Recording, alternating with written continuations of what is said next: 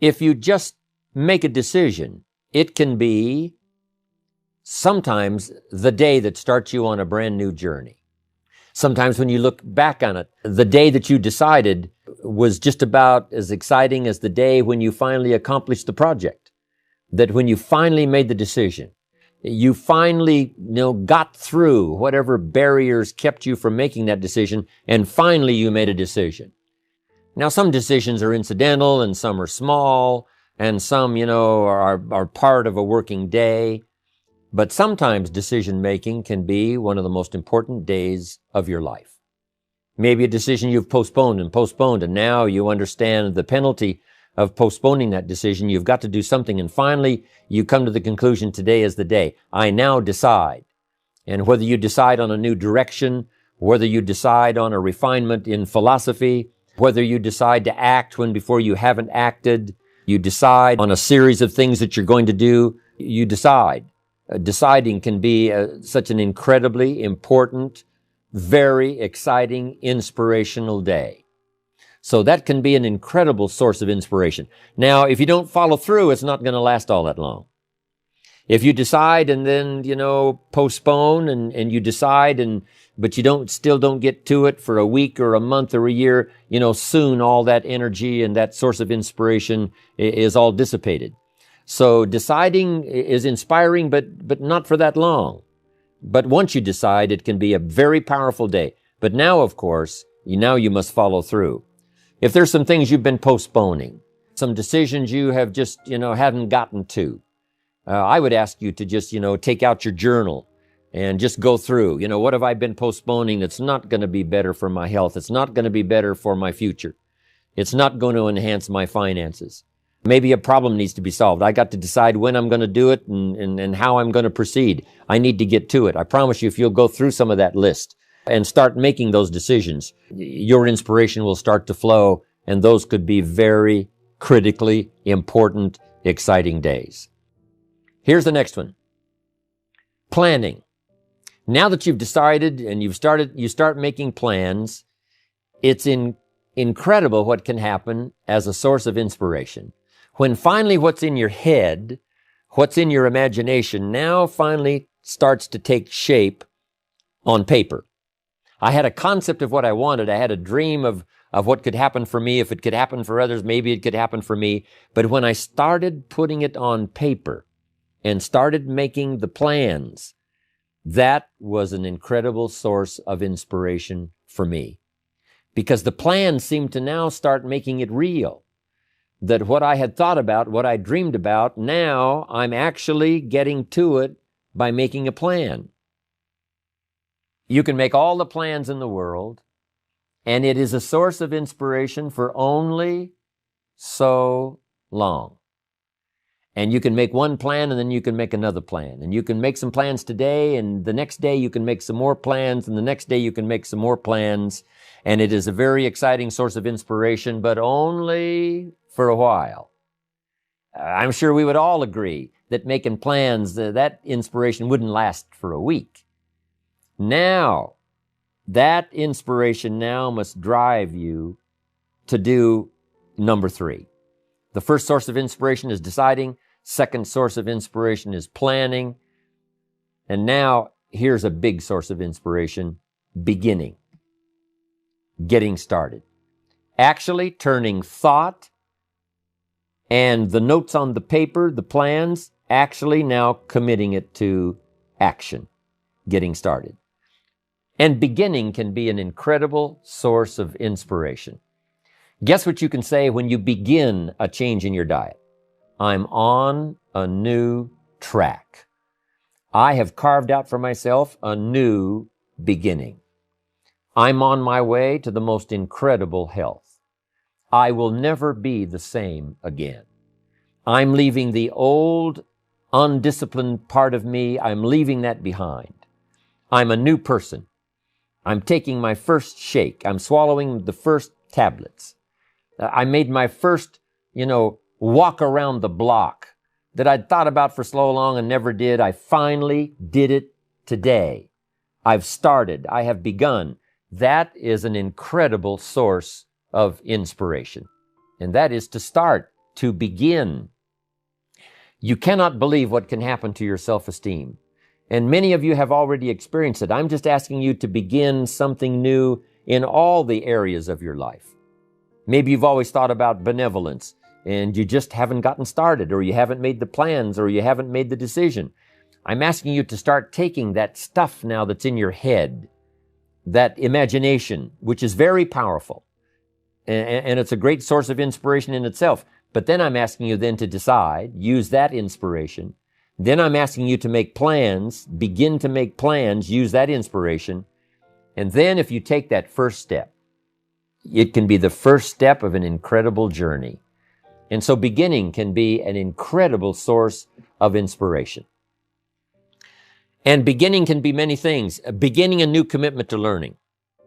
You say, I'm going to have a library second to none, and I bought the first book of my new library today.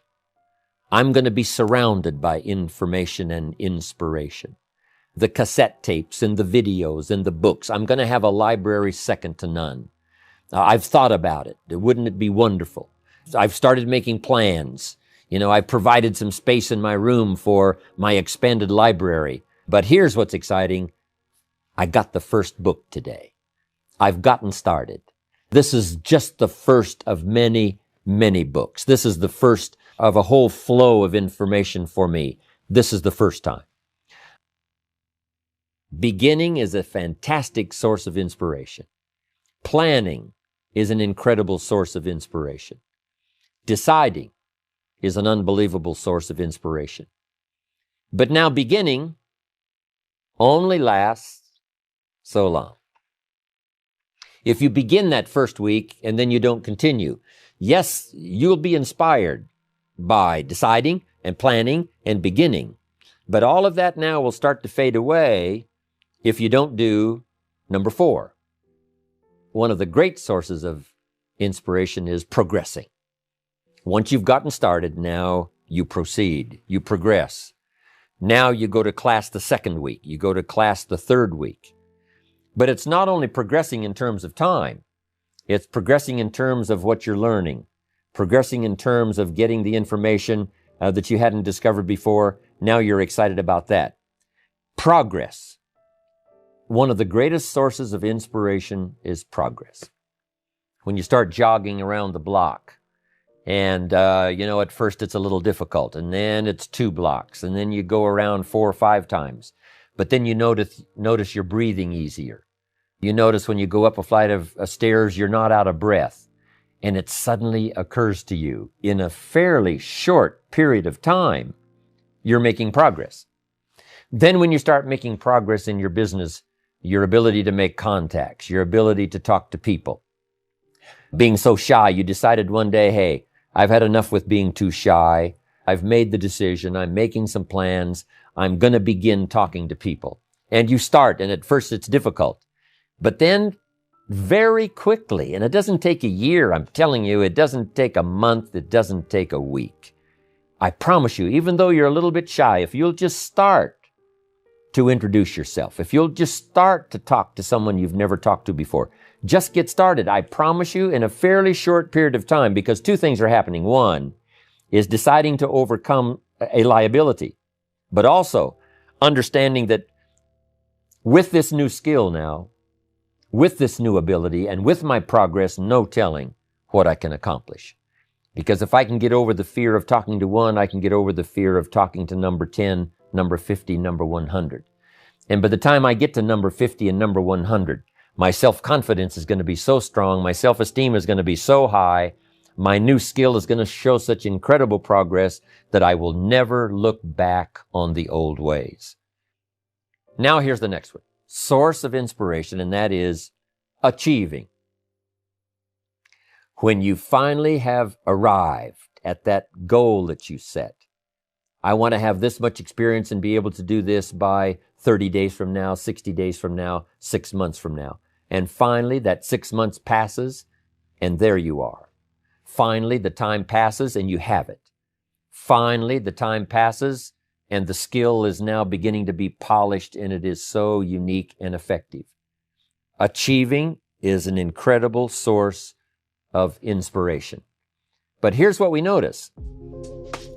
When you do achieve, whatever you set out in the beginning where you decided and planned and you got started and you progressed, when you finally achieve, that achievement is not much more inspiration than when you decided.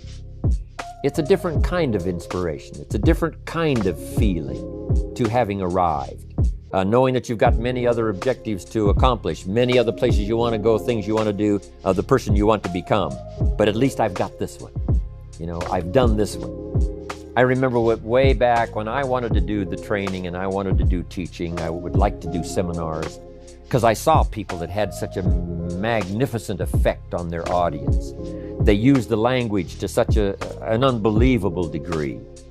I could tell that something was mixed from their heart and their soul and their mind and their vocabulary, and this mixture of stuff together presented to someone's ears to hear, and a heart maybe to believe, and a mind to understand, that the most incredible magic could occur.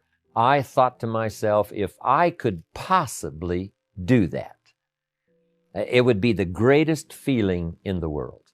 What you've wished for and what you've dreamed for, if you will draw from the source of deciding, that inspiration, and the inspiration of planning, the inspiration of beginning, and the inspiration of progressing, then you will know this incredible inspiration of achieving, of finally getting there, finally being the person, finally accomplishing the goal. We are becoming wealthy by creating wealth. You can't have a much more exciting experience than that. Next, I wrote down, we are changing by creating change. By helping others to change, we change ourselves. And sometimes we decide to make some changes the very same day we're trying to help someone to change for the better. We're trying to help them change their mind. We're trying to help them change their position. We're trying to help them change their plan, refine it so that it works better. And as we do that, we suddenly find ourselves changing. Now, making mental notes as we go, as I am now teaching, as I'm helping someone to change, by the way, I'm going to start making the changes. It is a powerful experience we can have with all of this happening simultaneously at the same time. Next, we progress by creating progress. We create progress for others. We get them to grow. And by helping them to grow, we grow. By helping them to succeed, we succeed. Next, we become happy by creating happiness. When we put a new pin on someone and it creates this incredible joy for them that they finally arrived, they did the meetings, they did the classes, they did all the stuff, now they've arrived. We create this happiness for them by putting the pin on, giving them a hug and giving them our congratulations. We create happiness for them, but it simultaneously raises our level of happiness to an incredible degree. We learn to see by creating sight in others. If we can help them to see, we can see. We develop our vision by inspiring vision. We develop sight for someone. We develop a future for someone. And our future automatically then starts to develop and starts to grow and starts to expand as we develop vision for others. Sources of inspiration. If you're like most people, having to is a lot stronger than wanting to. But often, and especially when you're young, that difference isn't always clear until someone points it out to you. In my own life, it was my mentor, the late Mr. Earl Schoaf, who pointed out the distinction between wanting to on the one hand and really wanting to, or even having to, on the other. By doing so, Mr. Schoaf did me a great favor, and after we'd talked about this, I felt for the first time I was really pointed in the direction of success. The way it happened was really very simple and straightforward. Mr. Schoaf simply took me aside one day and said, "Jim, you have enough talent and intelligence to really accomplish a lot in life, but you just don't have enough reasons to make it happen." When I heard that, something clicked inside my head. This was truly a key insight, a turning point in my life. I had always doubted if I had enough ability to be successful, but suddenly I realized that having enough ability was not the problem. The problem was having enough reasons. We need all the help we can get in terms of motivation, but of course different people are motivated by different things. In order to be successful, you need this very internal, very personal, very unique thing called strong character. But in order to acquire that innermost quality and set it to work, you need people other than yourself as reasons to believe.